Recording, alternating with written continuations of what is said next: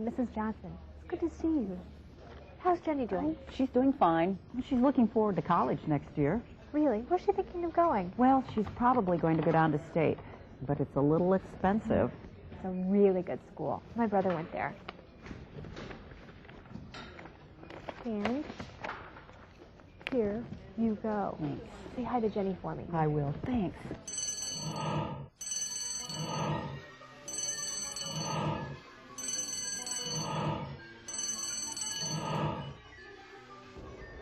Do we have to do this every time? Well, there goes another one. You know, I'm getting a little sick and tired of this virtual salesperson routine. Remember, it's our future we're talking about. Look, Mrs. Johnson, she mentioned college. She said it was expensive. You see, you do know. I guess I could have mentioned our student loan program. You said it. I didn't. You know, you're not easy to work with as it is. I don't need the Jiminy Cricket Act. Maybe not, but Jenny is going to need a few extra things, like a computer.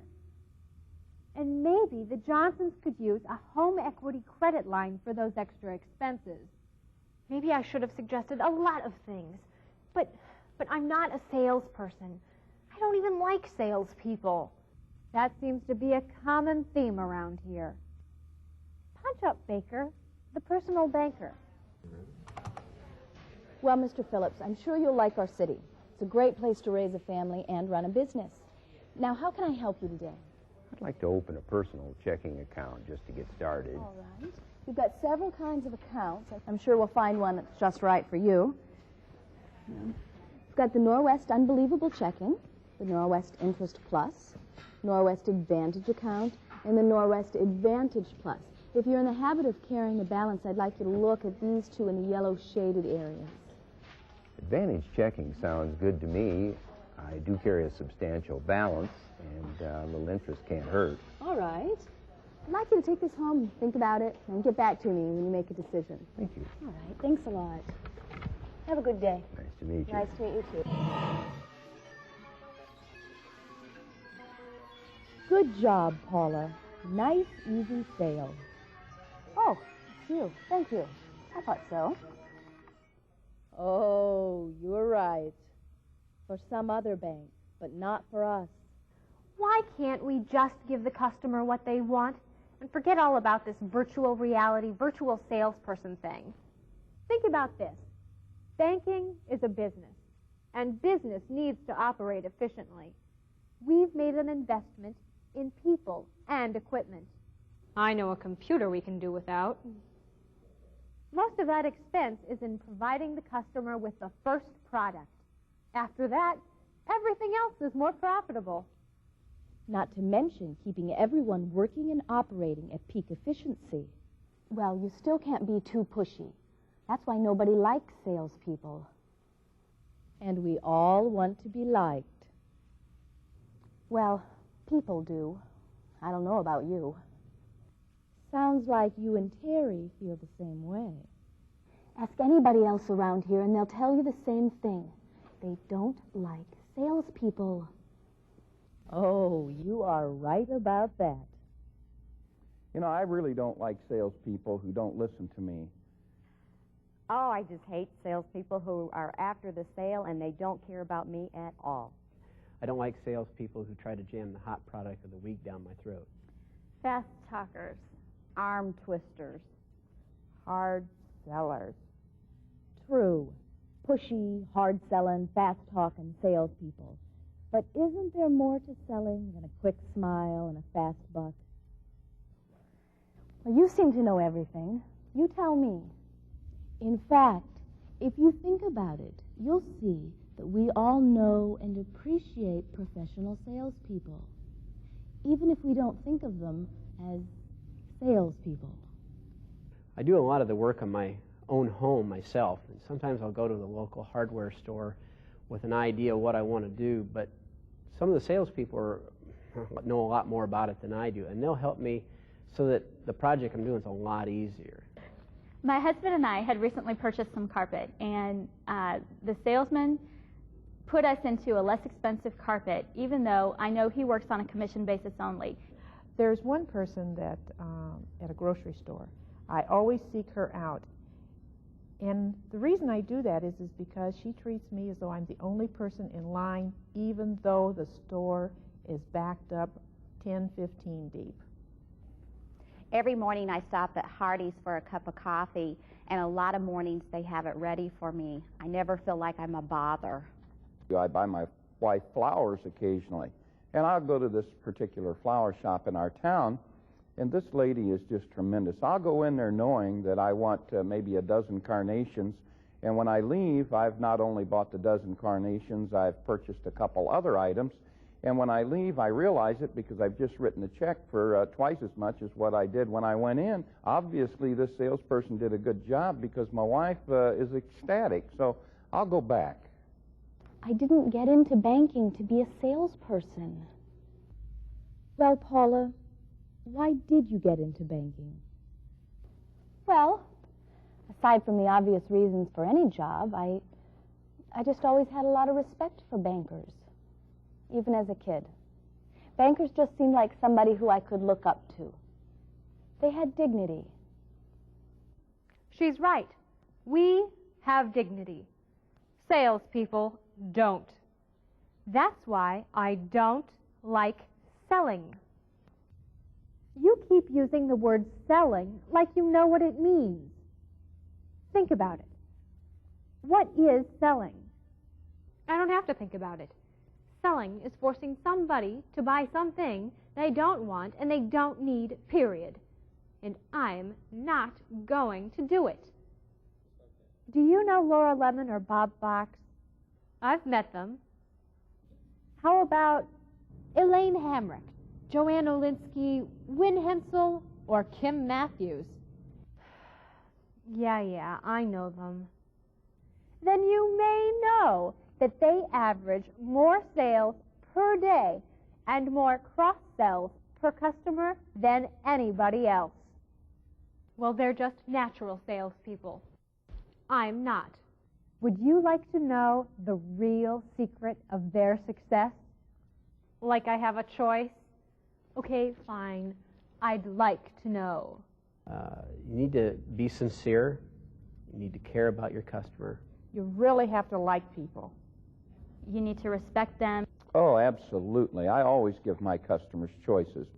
I think I care about people. My customers value my opinion, and they trust me because they see me as their personal banker. I am a professional banker, and I'm very proud of that. That's what I really want to be. Only I just don't think I can really sell. Oh, you could, Paula. You really could. If you just look at things in a whole new way. Are you willing to try? What do you mean, new way? Let's get started with this question. Always questions. You're catching on. Okay. What is a customer? A customer? Well, you think I don't know what a customer is? You don't give us any credit at all. Look, it's a fact. Most salespeople don't even know what a customer is. Mm-hmm. They see a customer as someone to sell. A challenge. Or someone to hide from. Or talking to something they don't need. I admit it. I do think like that sometimes. Maybe I do too. That's why I don't like to sell. All right. Let's come at this another way. Who do you work for? You know, I think you may have a virus or something. Paula, who do you work for? Do I really have to say it? You know I work for Norwest. Me too. Well, do you know who the really professional salespeople work for? Hey, I know who signs my paycheck. Do you? You might be surprised to find out who our top sellers work for. I work for the customer. I need to meet their needs. I never try to sell something they don't need. If a customer knew everything about my job, I wouldn't have a job. In my mind, the customer hires me to make the right decisions for their particular situation. Like a consultant. Yes! Why do you think people come into the bank in the first place? For the lollipops. They're here because they need to do something with their money, or maybe they need a loan. Right. Put it in, take it out. Simple. You know, most people don't really understand money or how it works. Who can they really turn to for good advice? I'd like it to be me. It should be. But most customers don't know what questions to ask. Are you saying that if I ask them questions, I'm really working for them? I don't want them to think I'm nosy or something. And at the same time, I'm presenting our products. And what do you call that? Selling? I call that selling. I call it not my job. It can't be that simple. It can be when you see what selling really is. Look, Terry, you've got the day-to-day contact with the customer. Oh, she called me Terry. Why not take a little time to find out more about what they need? I could. I just don't want to push them into something. Well, take a look at this. Mrs. Johnson, college is expensive. Maybe we can help. Boy, we can sure use the help. We never thought it would cost so much. You're not alone.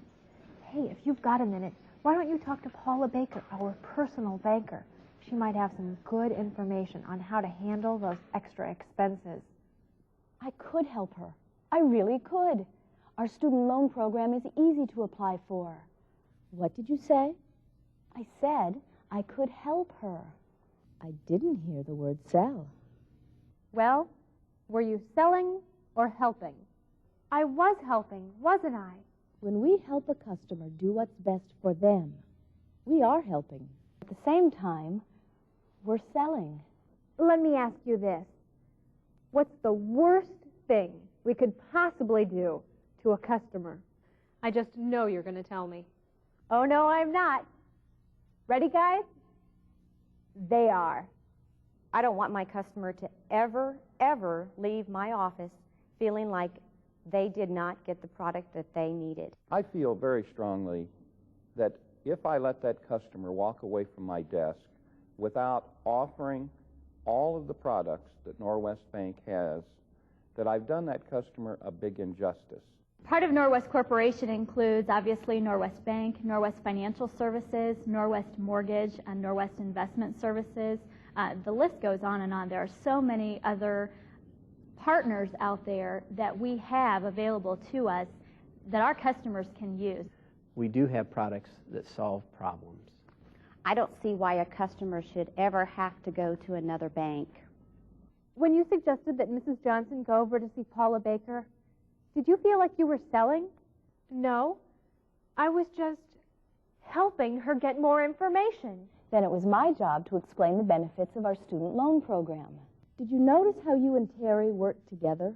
Like a team. Bingo!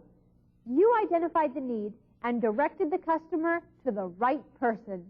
But I wouldn't have had a chance to do my job if you hadn't suggested to Mrs. Johnson that maybe we could help her. I didn't even have to twist her arm. In fact, she seemed to appreciate my interest. Teamwork. That's what did it. At Norwest, sales is everybody's job. It doesn't stop in the store. We all come across sales opportunities. For example, maybe a neighbor is talking about getting a new car. Why not suggest an auto loan from Norwest? Or maybe some friends are planning to add on to their home. Chances are they're going to go somewhere for a loan. A simple referral from you, and it could be us. You know, when you suggest Norwest to a neighbor or relative, you're really saying that you have a lot of pride and confidence in the place where you work. Sales opportunities are everywhere. but selling alone doesn't add up to customer satisfaction. Every single job at Norwest is critical to total customer satisfaction. Whatever your job may be, it has a direct impact on whether or not that customer stays with Norwest. Satisfied customers use more services as they expand their relationship with the bank. Everything we do, from greeting the customer to processing statements, has a direct impact on whether or not that customer stays with Norwest. How our customers experience Norwest, whether it's in the store, over the phone, or reviewing their regular statement, affects their willingness to think of Norwest the next time they need financial services. So remember, there are no unimportant players on our Norwest team. By working as a team, we did do a good job for our customer. And we got the business.